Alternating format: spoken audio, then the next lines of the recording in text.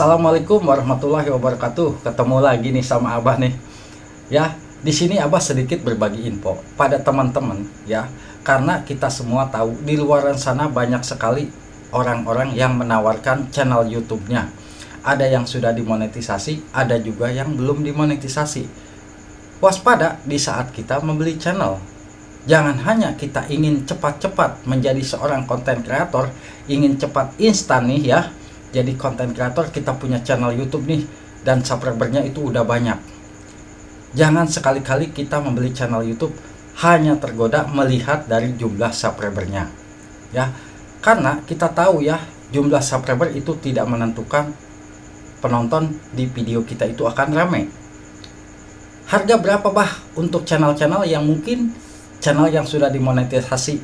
Rata-rata mereka menawarkan 3-4 juta ya, yang mungkin channelnya sudah dimonetisasi.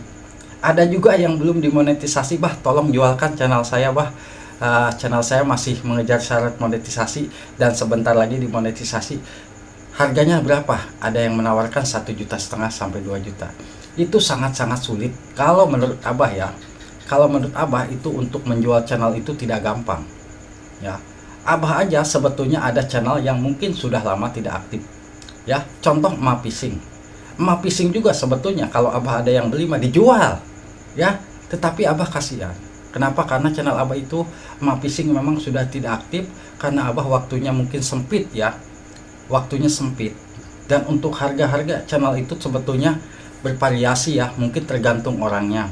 Ada yang mungkin sudah dimonetisasi, jumlah subscribernya 2000, mereka menawarkan 2,5 juta sampai 3 juta, bahkan ada juga yang lebih.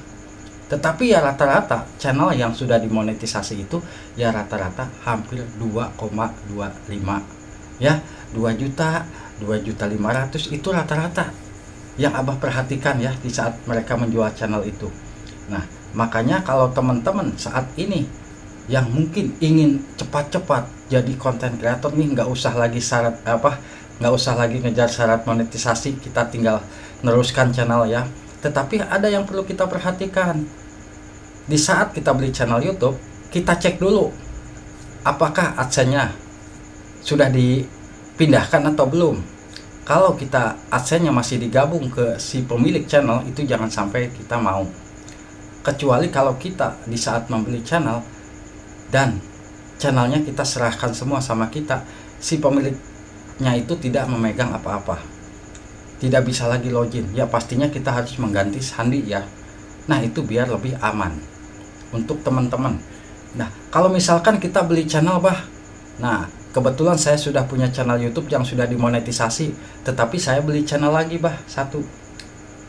Kebetulan teman kita jual nih ya, bisa dengan satu syarat, kita harus mengubah pengaitan di channel yang dijual tersebut, dipindahkan ke akun AdSense kita.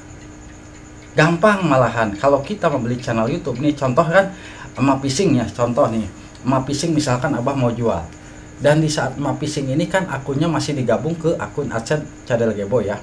Kalau misalkan dijual ya otomatis ubah pengaitan harus diganti ke email yang si pembeli tersebut. Kalau memang si pembeli tersebut sudah punya akun YouTube yang sudah dimonetisasi, itu lebih gampang. Tinggal diubah pengaitan, digabung ke AdSense-nya yang si pembeli tersebut ya. Itu yang perlu kita pahami untuk teman-teman. Kita semua tahu saat ini banyak konten kreator yang menghilang dari dunia per-YouTuban. Teman-teman lama kita nggak tahu kemana.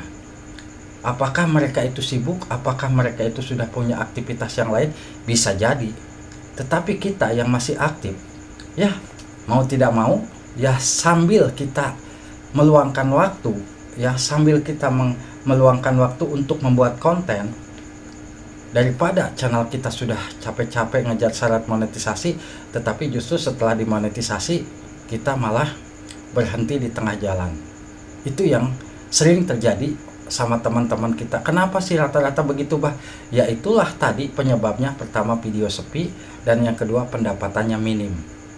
Jangan harap di saat kita belum dimonetisasi melihatnya hanya pendapatan, tetapi kita hanya fokus, justru kita fokusnya itu bagaimana caranya kita membuat konten sekonsisten mungkin sehingga lambat laun konten kita itu akan mendapatkan penonton.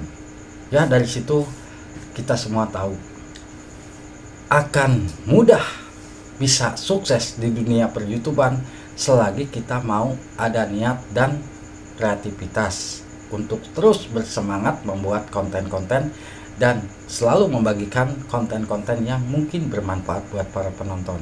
Hanya itu yang bisa Abah sampaikan. Jadi untuk teman-teman berhati-hati di saat kita membeli channel YouTube ya. Jangan sembarangan, kenali dulu orangnya, dan yang pasti cek dulu channelnya. Jangan sampai kita tergoda hanya melihat dari jumlah subscribernya. Banyak nih subscribernya. Jangan. Kalau channelnya itu memang banyak subscribernya, tetapi channelnya tersebut sudah lama tidak aktif nih, 6 bulan, bahkan 7 bulan, bahkan setahun, percuma. Nanti kita akan kecewa, videonya akan sepi karena sudah dianggap tidak aktif lagi dan penonton sudah tidak bisa menemukan lagi video kita. Hanya itu yang bisa Abah sampaikan mungkin buat teman-teman ya. Semoga bisa bermanfaat. Wassalamualaikum warahmatullahi wabarakatuh.